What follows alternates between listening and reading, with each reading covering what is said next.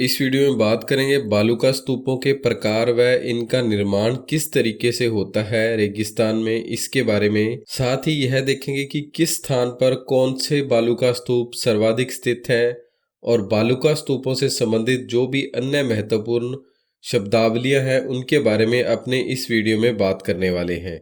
तो चलिए दोस्तों शुरू करते हैं। दोस्तों, बालूका स्तूपों का सर्वाधिक स्थानांतरण मार्च से जुलाई माह के मध्य होता है, क्योंकि इस समय ज़्यादा आंधियाँ चलती हैं या तेज़ हवाएं चलती हैं, तो इस कारण ये अपना स्थान बदलते हैं भाई। इसके बाद आगे बात करते हैं। सर्वाधिक बालूका स्तूप राजस्थान के चूरू जिले में स्थित है। सर्वाधिक बालूका स्तूप कहाँ स्थित है? राजस्थान के चूरू जिले में स्थित है। और अगर अपने जोधपुर जिले की बात करें तो यहाँ सभी प्रकार के बालूका स्तूप स्थित हैं।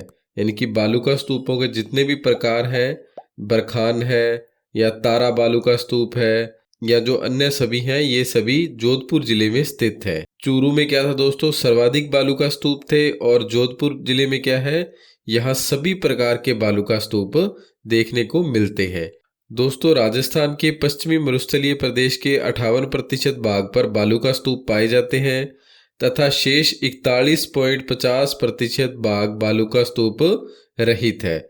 यानी कि 58.50% भाग पर तो क्या बालूका स्तूप है और बाकी बालूका स्तूप नहीं पाए जाते हैं। चलिए सबसे पहले बात करते हैं अनुदैर्य बालूका स्तूप या पवना अनुवर्ती बालूका स्तूपों के बारे में। ये बालूका स्तूप पवनों की दिशा के समांतर या अनुदिशा में बनते हैं।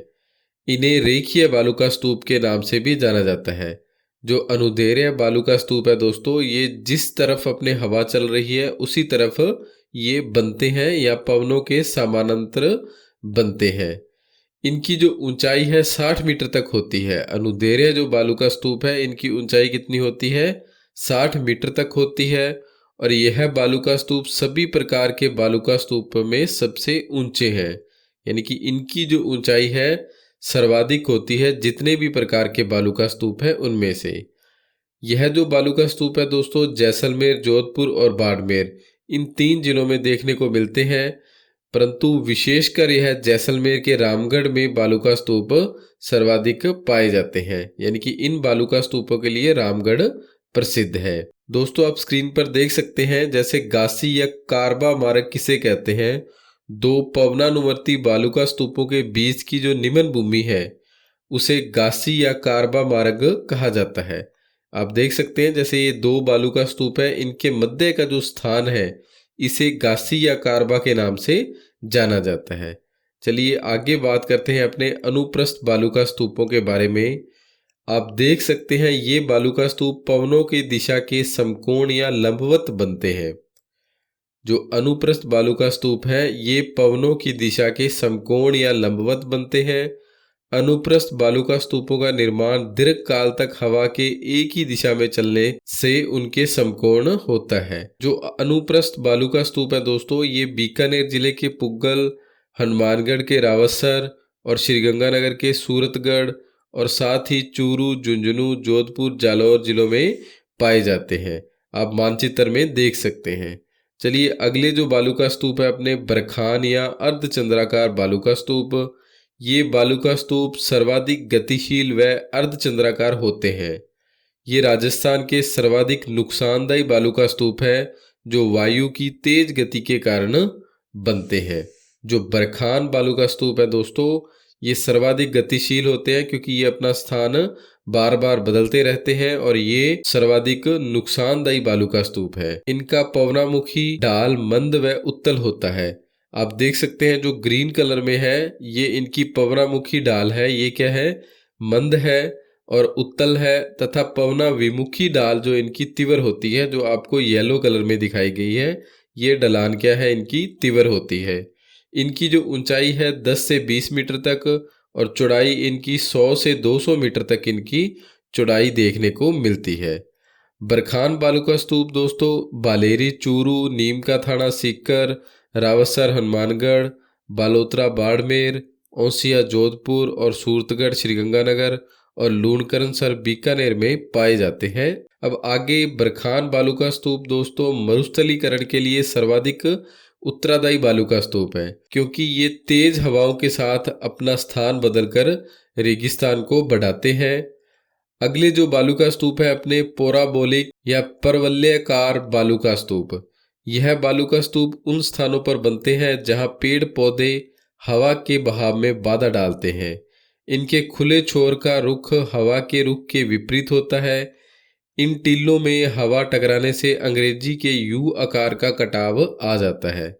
जबकि इनके आजू बाजू पेड़ होते हैं, ये टीले आंशिक रूप से स्थिर होते हैं। ये जो पैराबोलिक बालू का स्तूप है दोस्तों, ये आंशिक रूप से स्थिर होते हैं। दोस्तों यह जो बालू का स्तूप है एक हेयर पिन के आकार के होते हैं और इनका जो विस्तार है संपूर्ण मरुस्थलीय क्षेत्र में होता है।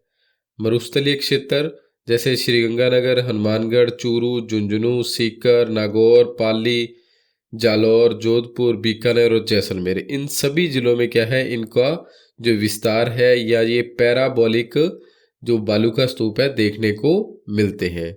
अब बात करते हैं तारा बालू का स्तूपों की। तारा बालू का स्तूप दोस्तों तारे के आकार के होते हैं। जहां हवा बार बार अपनी दिशा बदलती है वहां ऐसे बालू का स्तूपों का निर्माण होता है। तारा बालू का स्तूप जैसलमेर के मोहनगढ़, पोखरण क्षेत्र में एवं गंगानगर के सूरतगढ़ में देखने को मिलते हैं। दोस्तों जो इनका निर्माण है वो हवा के बार बार दिशा बदलने के कारण होता है और अंत में ये एक तारे के समान अपना आकार बना लेते हैं। यह मुख्यतः श्रीगंगानगर और जैसलमेर जिलों में पाए जाते हैं। कहाँ कहाँ? जैसलमेर के मोहनगढ़ में और पोखरण में और गंगानगर के सूरतगढ़ में यह तारा बालू का स्तूप देखने को मिलते हैं।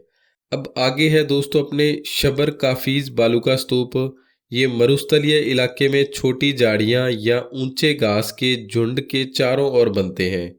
पश्चिमी राजस्थान में सभी जगह ऐसे बालू का स्तूप पाए जाते हैं। अब आगे है दोस्तों अपने नेबखा बालू का स्तूप। झाड़ियों के पीछे निर्मित बालू का स्तूपों को नेबखा कहा जाता है। नेबखा बालू का स्तूप सामान्यतः खेतों की मेड़ों पर बनते हैं। नेटवर्क बालू का स्तूप। नेटवर्क बालू का स्तूप दोस्तों हनुमानगढ़ से हिसार, भिवानी, हरियाणा तक विस्तृत है। जो अन्य महत्वपूर्ण शब्दावलियां हैं दोस्तों, इंसेलबर्ग जर्मनी भाषा का यह शब्द है और दूसरा है द्वीपीय पर्वत, जिसे अपने स्थानीय भाषा में कहते हैं। रेगिस्तानी क्षेत्रों में ढलान नुमा पाई जाने वाली खड़ी चट्टानों को इंसेलबर्ग कहा जाता है। जब इनके चारों ओर पानी भर जाता है तब इन्हें द्वीपीय पर्वत भी कहा जाता है। अगला है गिरिपद या पेडीमेंट। रेगिस्तान प्रदेश में पाए जाने वाले पर्वत के नीचे वाला स्थान जहां मरुस्थल की बालू रेत आकर इकट्ठी हो जाती है वह गिरिपद या पेडीमेंट के नाम से जाना जाता है। यह इंसेलबर्ग व बाजदा के मध्य भी होता है। अब आगे बात करते हैं बाजदा की।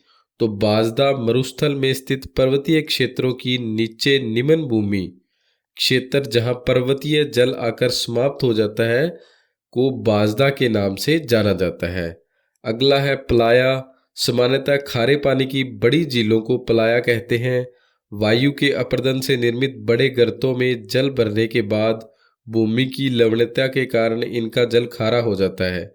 इन्हें प्लाया कहा जाता है। दोस्तों अगर आपको इसी तरीके से हमारे यहाँ कलर्ड PDF नोट्स चाहिए तो आप हमें व्हाट्सअप कर सकते हैं 8619845353 पर। आपको आपके व्हाट्सएप पर यह कलर PDF नोट्स भेजे जाएंगे। यदि आपको हमारा यह प्रयास अच्छा लगा हो तो प्लीज़ वीडियो को लाइक, शेयर और चैनल को सब्सक्राइब जरूर कीजिएगा।